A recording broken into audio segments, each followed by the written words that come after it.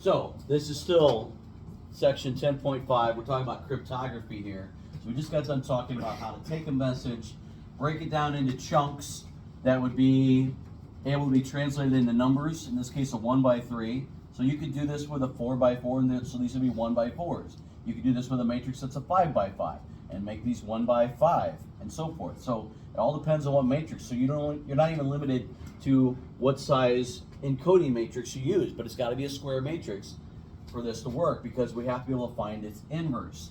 So what do you do on the other end? Well, the other end, the person on the other end would already know what matrix you use to code it, or you would just give them the inverse matrix ahead of time. All right, so hopefully they don't have to do a whole lot of work, but they would have the inverse matrix. So let's say this is the matrix we used to code, that was used to code the message.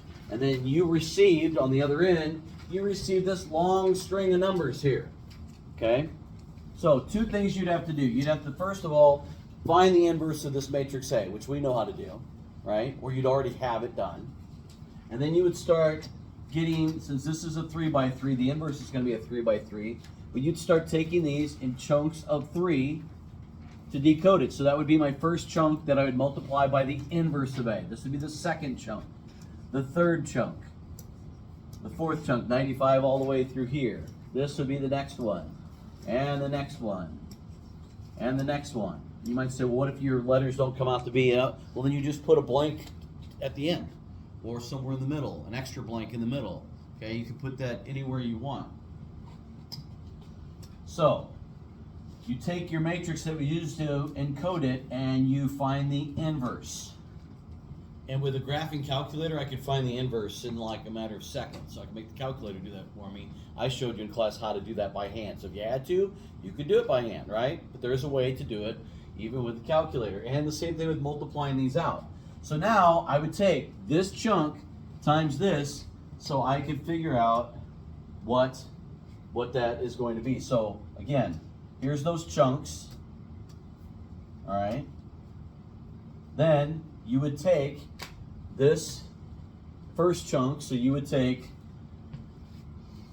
112, negative 140, 83, and you would multiply it by this inverse, 11, 2, negative 8, 4, 1, negative 3, negative 8, negative 1, 6. When I multiply those together, I would get this 8, 1, 22. Then you would repeat that. Next chunk, take this chunk, put it in that spot, do the same thing. Take this chunk, do the same thing. This is what we come up with, all right? Now the very last step would then be to go back and figure out, okay, the 8th letter of the alphabet here, 8th letter is H. So you would change that to an H. 1, that's A. 22, that's V. 5, that's E, right? Okay, so you go through. 0, that's a space. Then 1, first letter of the alphabet. So it's like something simple that makes it pretty easy. So 0, another space. And then 7th letter of the alphabet. I think that's G, right? 7th letter, G. 18th, R. Okay, so you just keep going. G, R, E, A, T, a space.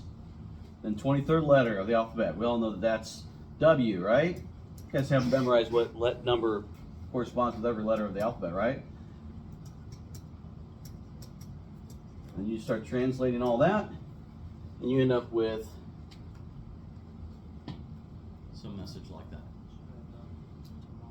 Yeah, we'll wait till tomorrow, yeah.